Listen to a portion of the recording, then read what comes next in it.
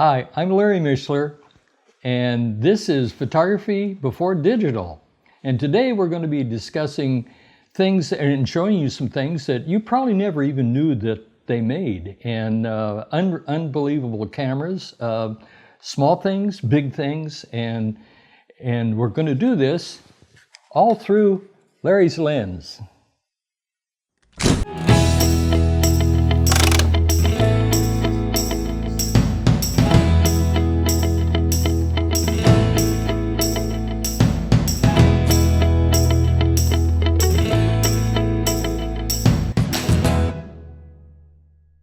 Okay, as I said, we're going to be showing you some things that are really kind of fascinating. A lot of people said, oh, I never knew they made stuff like that.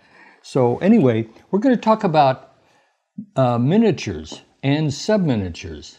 Now, several years ago, they called 35 millimeters miniature cameras because they were new and smaller, much smaller, and they made a smaller negative. So today we're going to be looking at some sub-miniatures, which is smaller than 35 millimeter. In fact, most of them have 16 millimeter, use 16 millimeter film, which is quite small. And these are still cameras. Along in the 60s, this little book was published, Sub-Miniature Techniques, and it shows on the cover probably the most popular one, which was the Minox. Now the Minox was made in Germany, and it's kind of the spy camera. It was originally invented in the early 30s and was used during the war by both sides to photograph documents and to do spy stuff. And so after the war, they became a little bit more popular in Japan. Japan really kind of couldn't figure out what to do. So because photography was really expensive. And so if you had smaller film, it costs less. And so they made this little thing called the Stecki. This is going to drive my cameraman crazy because we're going to do a lot of real close-up stuff. This is the Stecki. Now this is an ingenious little thing. It even has interchangeable lenses. You unscrew these. I only have one normal lens, but if you had a telephoto or a wide angle, you could screw it on into here. And that was kind of neat.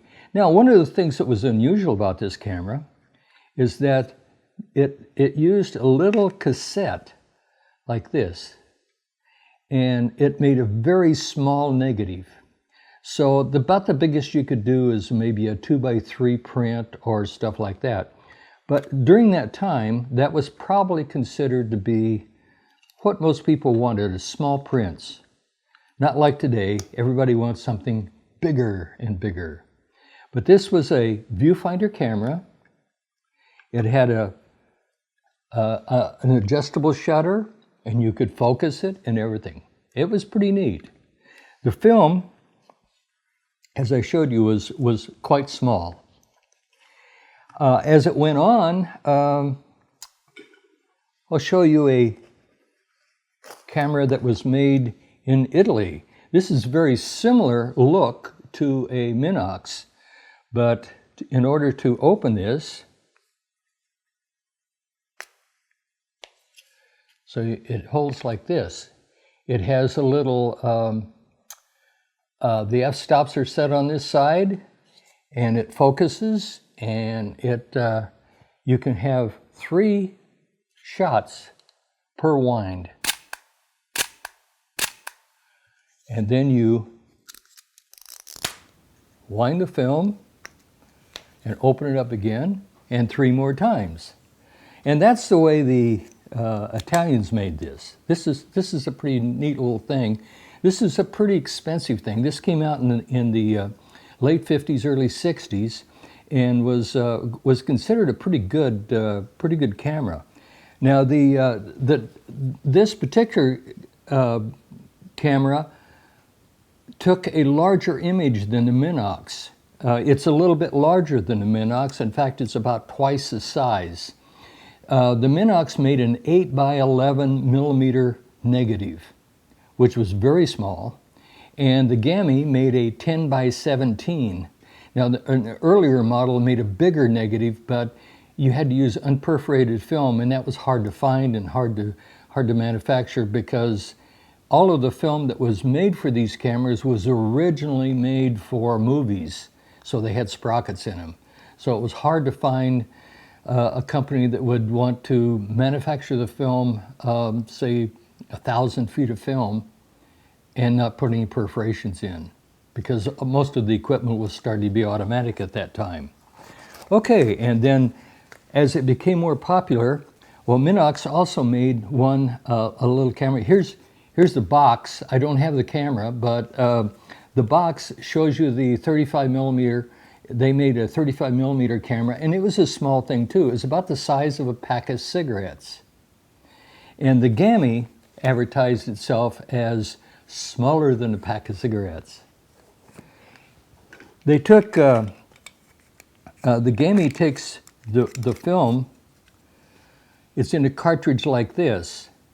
So it's a little bit larger than, it's quite a bit larger than that, and then the Mamiya uses a little cartridge that is very similar in size, but it makes, the Mamiya makes a 10 by 14 millimeter image. And I'll show you the Mamiya. This is the Mamiya. This is about 1962, and it came in a case like this. This little camera was $69. It had a flash, 3 rolls of film, a carrying case, batteries, and it took this small peanut flash bulbs. The camera was almost the smallest thing in the whole thing. And it was kind of neat. It has Sports Finder on top, so it was really, really small. And I had used this on taking pictures when I shouldn't be, like usually going to into restaurants or something like their bars in Hollywood, and they didn't want you to take pictures, so I would take my handkerchief and kind of wrap it like this, and like, so it looked like I was blowing my nose, and I was actually shooting pictures. I had some pictures of Cal Jader. I remember one night I went into a place on North Hollywood, and we photographed Cal Jader, and nice pictures. This Mamiya 16 had an f-stop control here. It goes from 3.5 to f11. It had a shutter speed from 1/8 of a second to 200. And also it had a focus scale here, and you could go down to 1 foot. So you could go and do some real small things if you measure the distance carefully. It was also really easy to load. You could pop off the back and take the film and press that in, and you're ready to go. Ready to start shooting spy films. Okay, Yashica came out with a gift kit, and this little thing, so as you can see, they started getting popular because they were selling quite a few of these things. And this was a gift kit that sold for $46.95. And I don't have the camera, but I have all of the other stuff in there. And it came with a flash, it came with film, it came with a whole set of filters, and it was quite a neat little camera. And they sold quite a few of these things. And so that's what you could get for $46.95. Pretty neat little deal. Now, as it caught on, naturally, Kodak went, yeah, we can do that. So here is what you would call the, this is the Kodak Pocket Instamatic 20. Now, they made a 10 and they made a 20. And this used 110 film. And it was also easier to load. You you just plop the film right in there in the cartridge, close it, and wind it up to the next thing. It also had kind of a neat little feature, and that's a lot of people, when they take flash, they get red eye. And so if you could move the flash up high enough, you could eliminate that. So what they did is they built this little flash attachment that goes on here that uses a magic cube, and it helps reduce red eye. So that came as a little kit too. This is a nice little leather case that it came with. And Kodak made these between 1960 and up to 69 in 1970. And they made about 20 million of these things. And it was just an amazing, amazing little camera. But one of the things that helped to instigate all of these small cameras was the advancement of the film emulsion itself. It got sharper, it got better, it got thinner, the emulsions got thinner. And so you could take a picture with the Instamatic and make a nice 5x7. Or if you pushed your luck, if you were really careful and right exposure and right development and everything was perfect, you could probably make a fairly decent 8x10.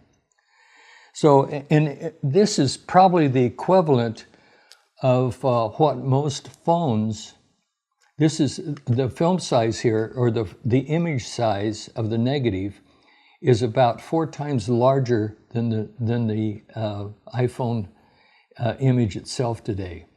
So a lot of improvements have been made. Now, one of the other things is that this is not classified as a subminiature. This is an Olympus pen, and this was a very popular camera. But it was unusual because it made, on a 20 exposure roll, it made 40 negatives. And on a 36, it made 72. So the difference is that it was what they called a half frame camera. And it shot vertical pictures. So if you wanted to do a horizontal, most cameras, when you shoot them level like this, they shoot in a horizontal or what they call today landscape mode. This actually has a vertical because it's shooting vertical half frame. So that's a pretty neat little camera there.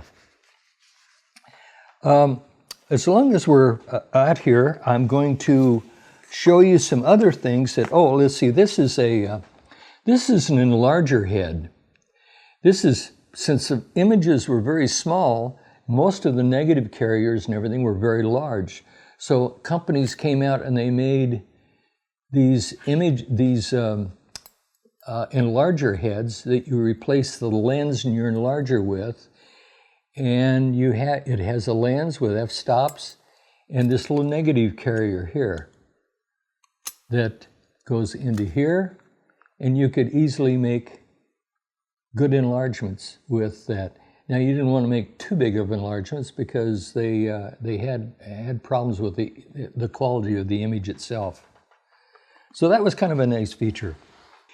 Well, we're going to take a look at a couple more cameras. We'll be right back. Everybody has one of these, but before these, we had box cameras that had film.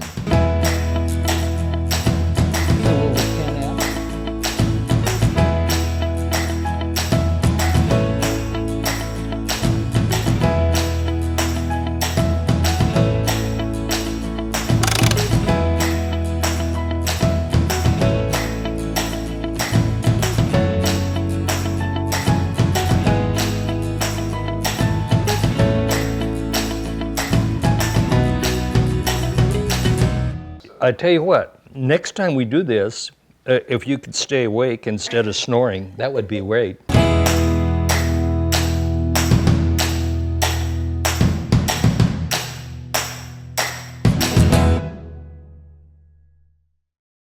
Okay, with some other cameras I'm going to show you.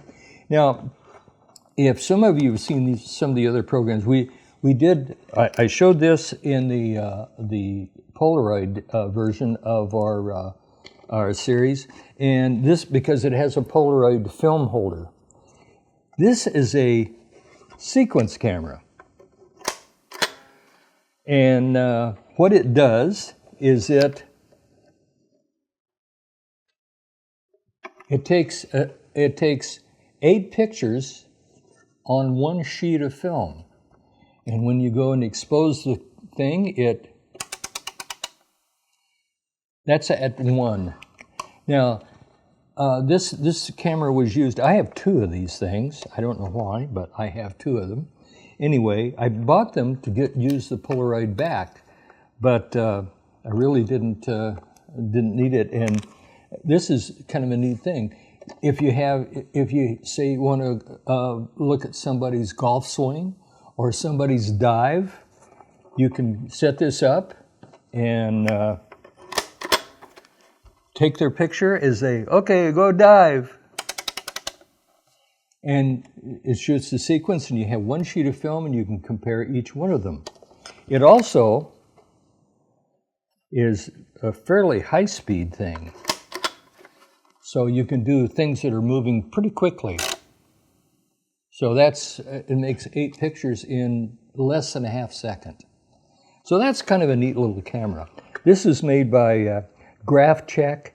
It has an aperture here of a normal, bright, and dull, and that's about the only control you have other than the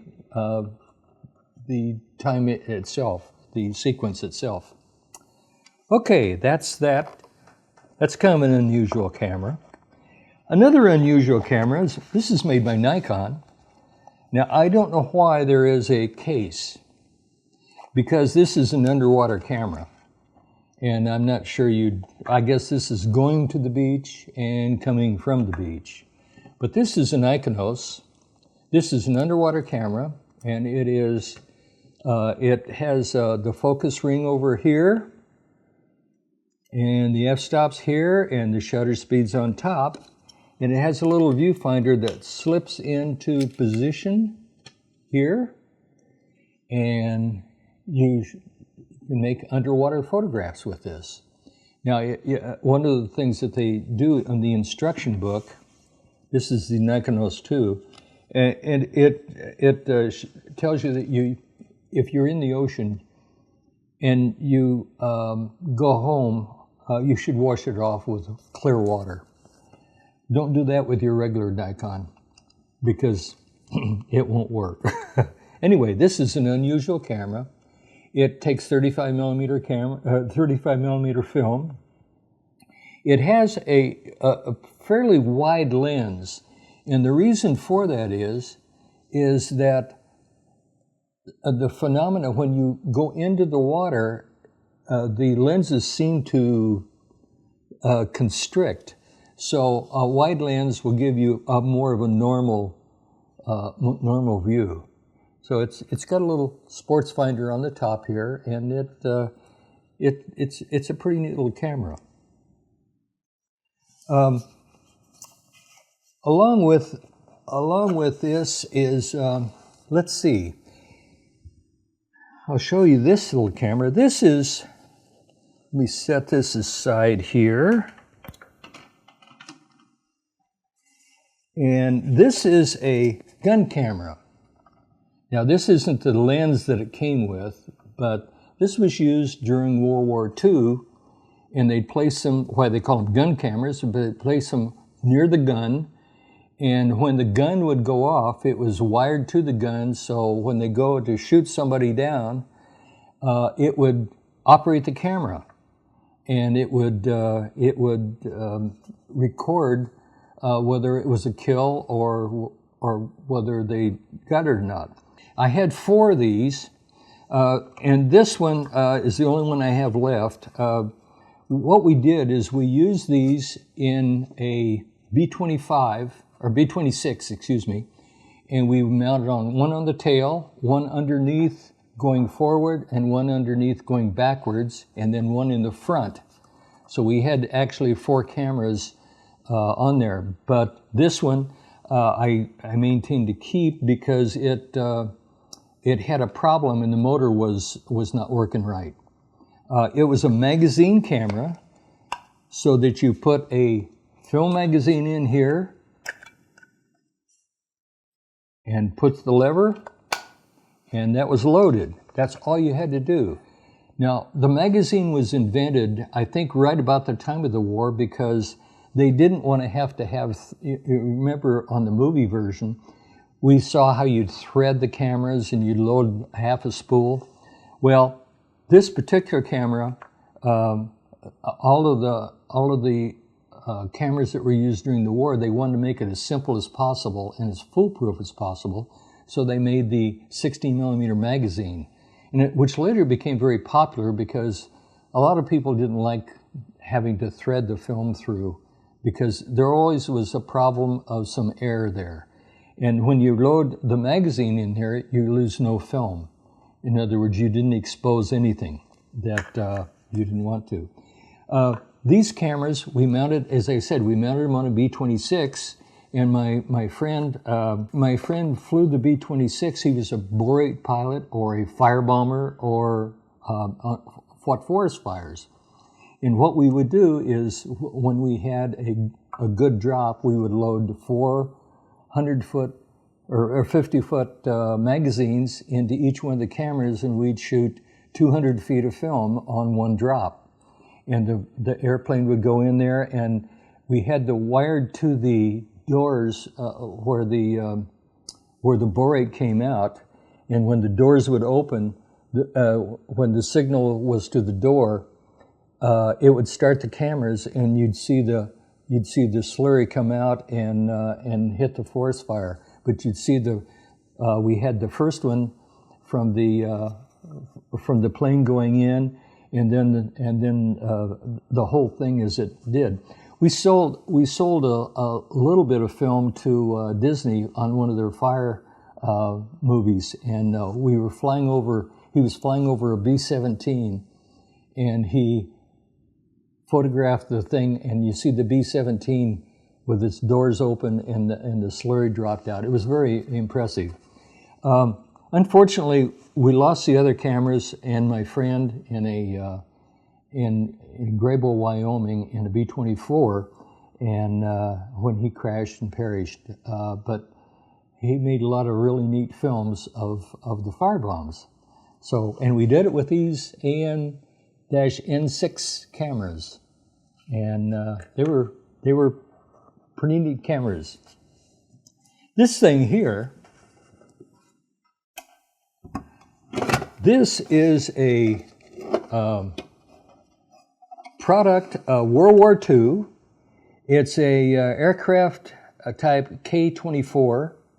It makes a 5x5 negative, and it's really interesting. This is the film cassette, and the film cassette, it has a little screw here. You take this apart. I'm going to move this over just a second, and I'll show you the rest of the thing. But the film is on a big spool.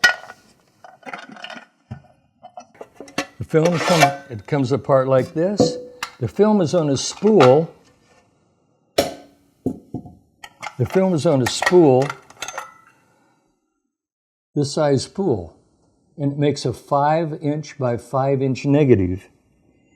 Now, the neat thing about this camera is that it could be either done by manually holding it and shooting, or it could be hooked up to the 24-volt system of the aircraft, and that would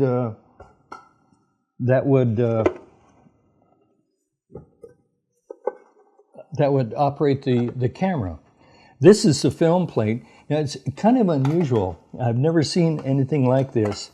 This has a felt back, and I guess it's because the film would move through there very quickly, and so it would retract slightly, and when it went to the next frame, the felt back would press the film up against this platen. this glass plate. And then then the shutter, if you'll recall, when we were talking about shutters, I mentioned that this is a focal plane shutter. You see this slit here. When the camera is cocked like this, and when it goes off, it slides past there. Interesting thing about it is that this particular camera, it had several different shutters. This was I believe they're marked here. This is a 450 of a second. 450 of a second. That's the slit. It's different than, it's a narrower slit than this. So this is a 450. Let's see. So it tells you how much to wind on each one of these shutter speeds. If you can see that right here.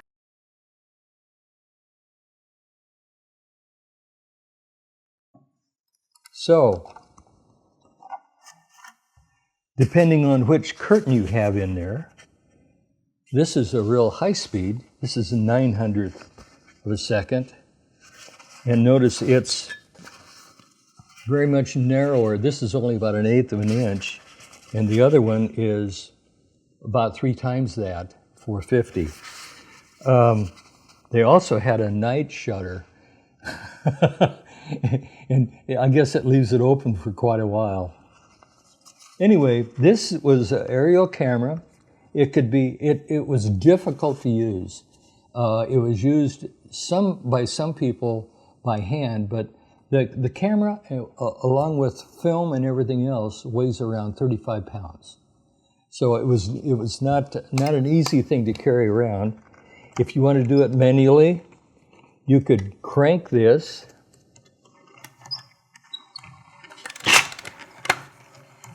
Okay, and then you're ready to make the next exposure. And there you go. You would crank the film, but I noticed that a lot of these cameras here that if you'll notice the little lock nuts and things that put the things together are all held by springs. One guy told me, he says, yeah, you don't want to drop one of those because the camera will fall apart if you don't have this screwed in right. So they attached it with a little spring so you could do that. Now it came with a lens that was just amazing. I don't have the entire lens mount, but I do have the lens. And it was an extremely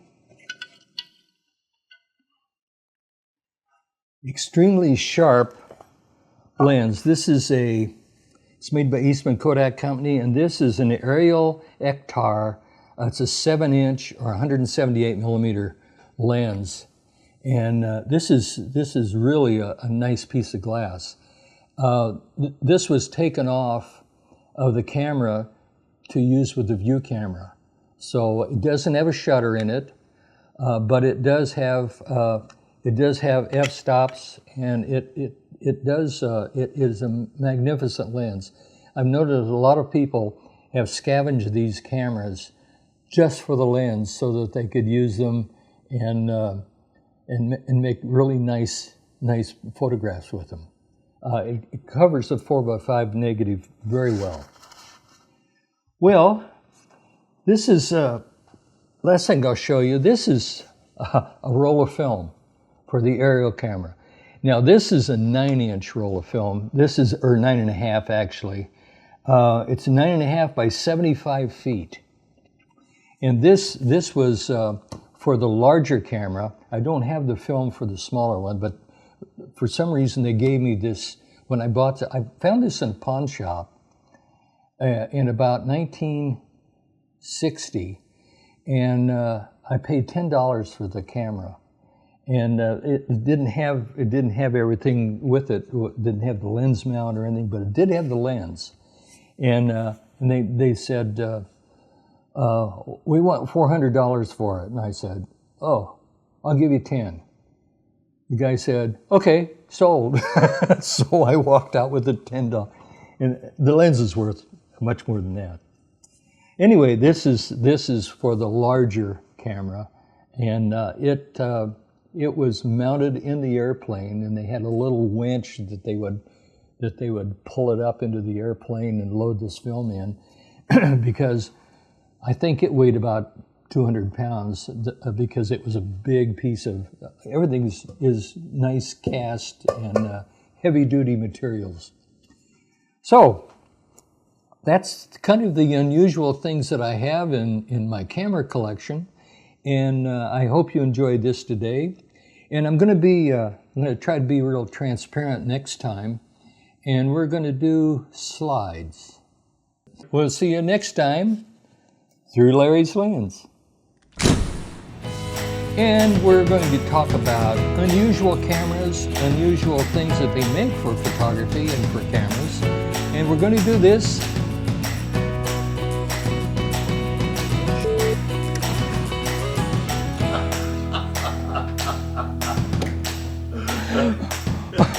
without exposure.